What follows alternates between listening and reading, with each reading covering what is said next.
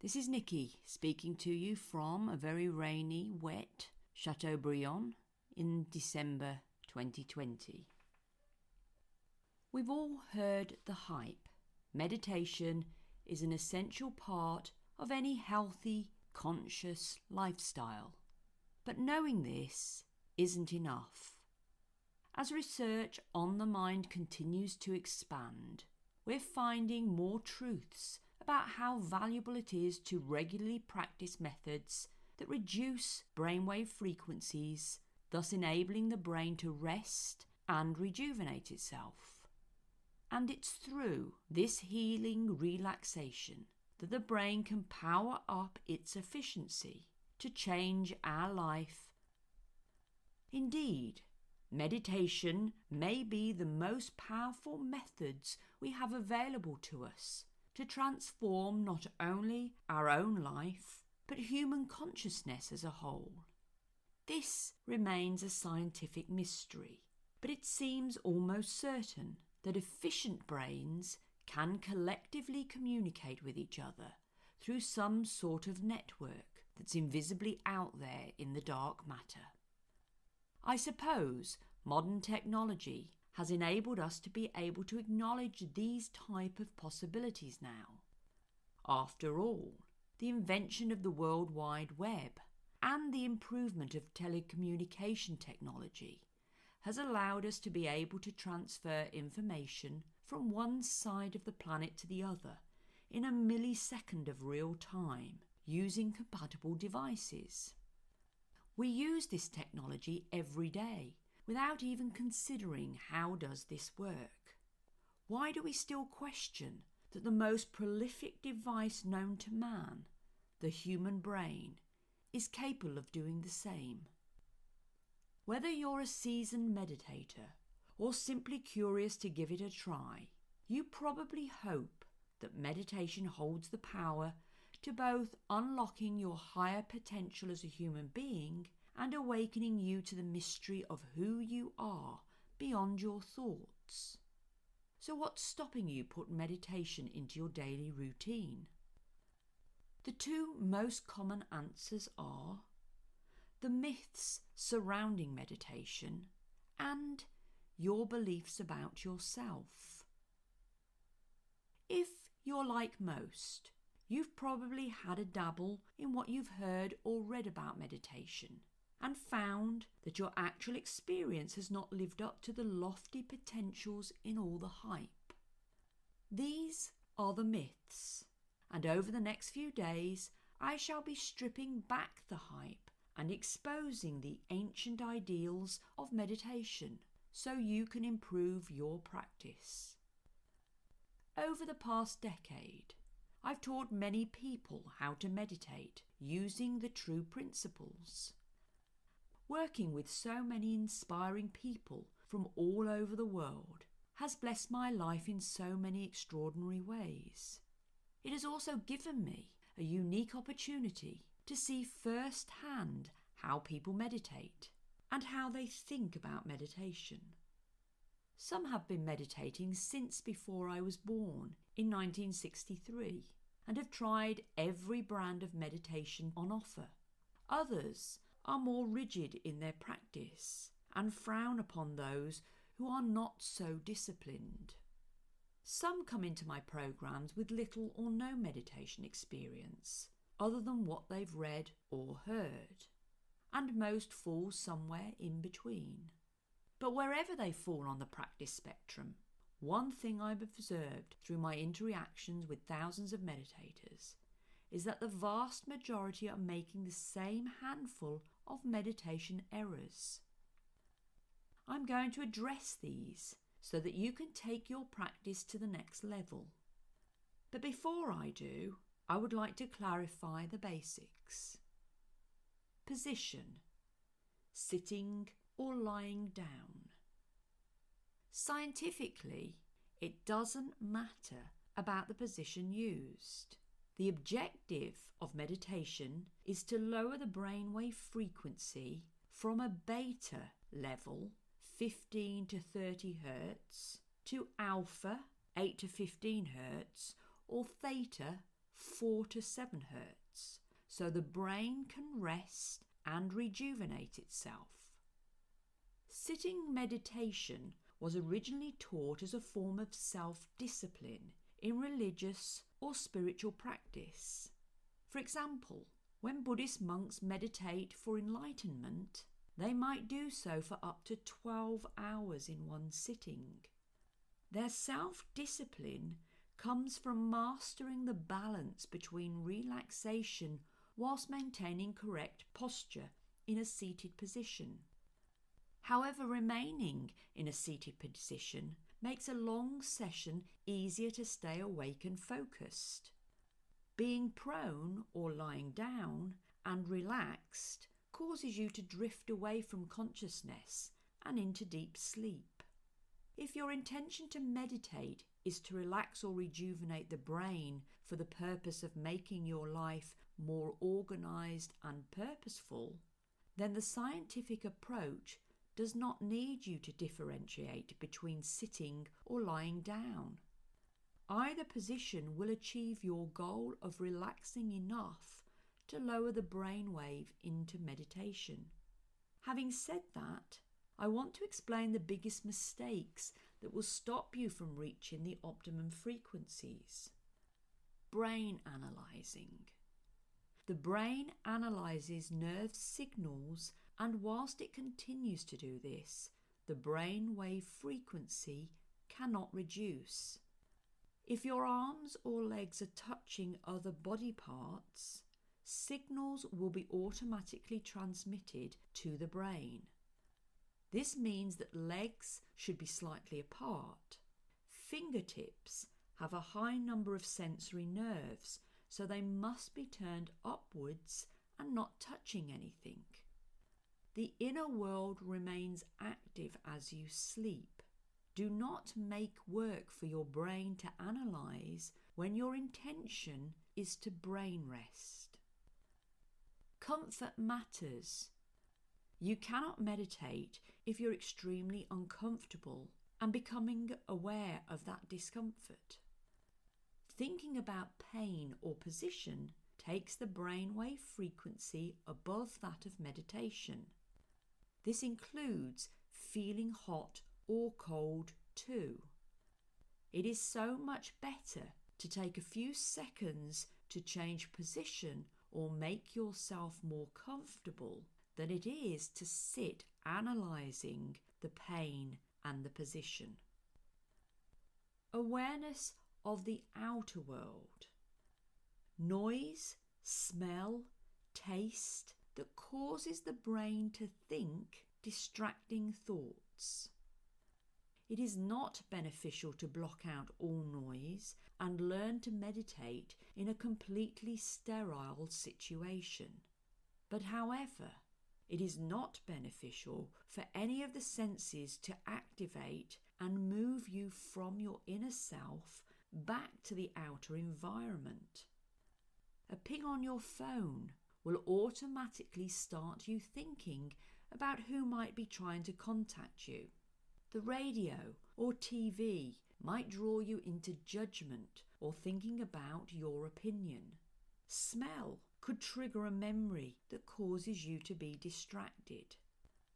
Be aware before you start meditating of things that might distract you from your purpose, which is lowering your brainwave frequency.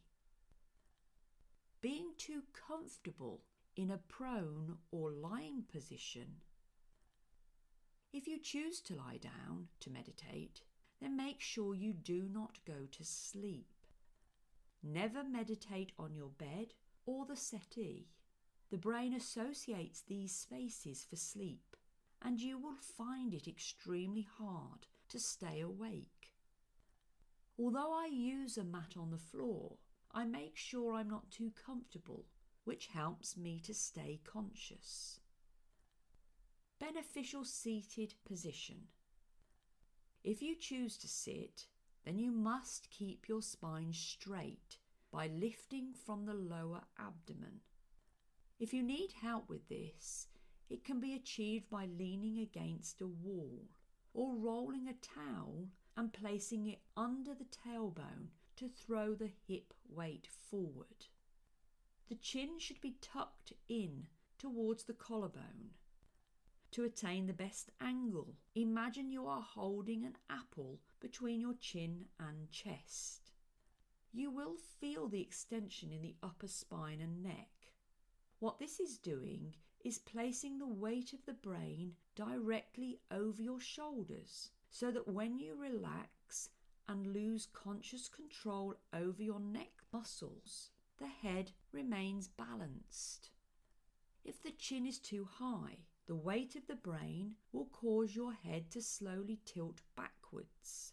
And if the chin is too low, the weight of the brain causes your shoulders to slouch forward, causing the spine to round and the body to collapse. Bring the tongue forward and rest the tip at the back of the two front teeth, where the tooth enamel meets the gums. The tongue is a muscle, and in this place it is the most relaxed position. Tuck your elbows into the upper wings of your hips and then allow your forearms to relax into your lap. Remember to turn your palms and fingertips upwards so the back of the hands rest against your thighs. Slightly spread your fingertips so none of them touch and no sensory information is being sent back to the brain. Finally, choose to bend your knees, crossing your ankles with your heels tucked in towards your groin. If your knees are not flat on the floor, prop them with cushions or towel rolls to allow complete relaxation in the legs. Or you could bend your knees with your feet flat on the floor. If you choose to do the latter, you'll need to spread the feet slightly wider than your hip width and prop the knees in towards each other so that complete relaxation of the thigh muscle is possible. Beneficial prone or lying position. The principles remain the same if you choose to lie down on your back. Legs and arms slightly away from your body with your palms and fingertips upwards and not touching so that the sensory signals remain as low as possible. If you have lower back problems, then bend your knees with your feet flat on the floor. But again, as with the seated instructions, take your feet slightly wider than your hip width and drop the knees towards your midline to allow them to prop up on each other. The neck must be extended with the chin lowered towards the chest. Try not to use a big cushion or pillow that causes the chin to be too close to the chest. It's better to use a rolled towel under your neck. Think of a geisha propping her head on a wooden block to protect her hairstyle. The tongue comes forward as with the seated instructions to rest in the most relaxed position. And if you find you have difficulty staying awake while lying down, try propping the shoulders slightly higher on a cushion or pillow to raise the head. But remember, less is more. So try small adjustments until you find the position that is right for you not to fall asleep. Breathing. Relaxed breathing is different to yogic forms of breathing. Forcing breath in and out is a discipline that releases muscle tension in the diaphragm and creates kundalini or inner heat, but is not relaxing for the brain. Meditation breath is longer, gentler, and rhythmic.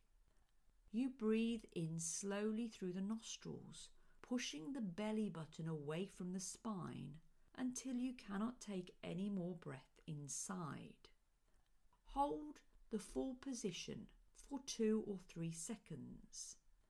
Then part your lips and just allow the breath to escape naturally. No forcing the out breath, because squeezing out the breath uses stomach muscles, and if they're being used, they're not relaxing.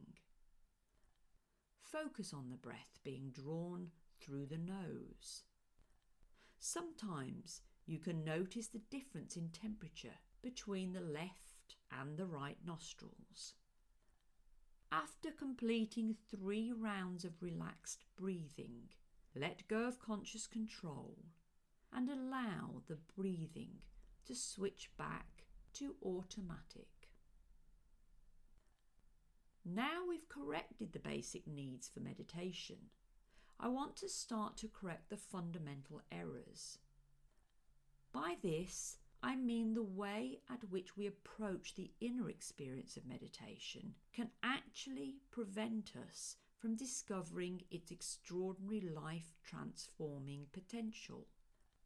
The errors I'm referring to aren't the fault of the individual meditator. They have their roots in a common set of misunderstandings about how meditation works and what the true goal of the practice is. These misunderstandings are so widespread in today's marketplace that many of them will probably be instantly recognizable and may even feel like unquestioned truths to some. To understand how they became so prevalent, consider this potentially oversimplified history of where meditation came from and how it got to the West. Meditation was discovered thousands of years ago when life was unimaginably different than our lives today. But in all periods of history, mankind has had their life stressors. These appear different but have the same effect on the human system.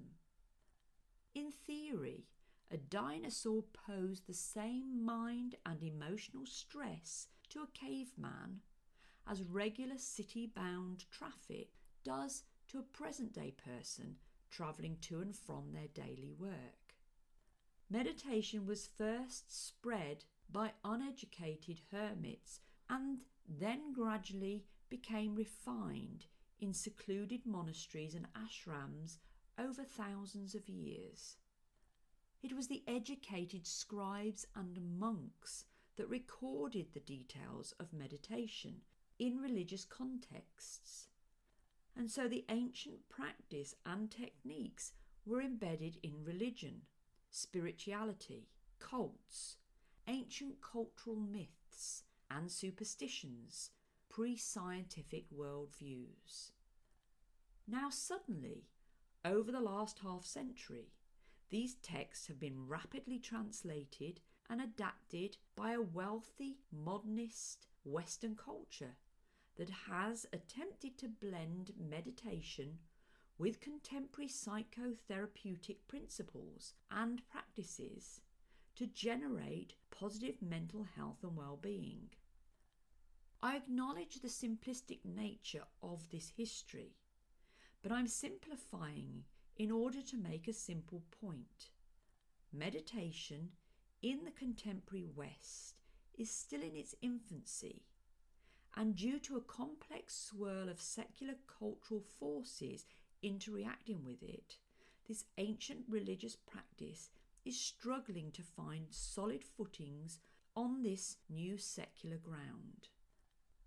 The vast number of different practices being taught, with stated goals ranging from stress reduction to improved performance, has flooded the contemporary spiritual marketplace with a confusing array of meditation techniques and teachings disconnected from a clear spiritual path and goal. The result is that, while most of us who try to meditate end up deriving some benefit from our practice, we also tend to develop a predictable set of unintended bad habits that block us from the truly remarkable possibility that meditation was designed to bring about.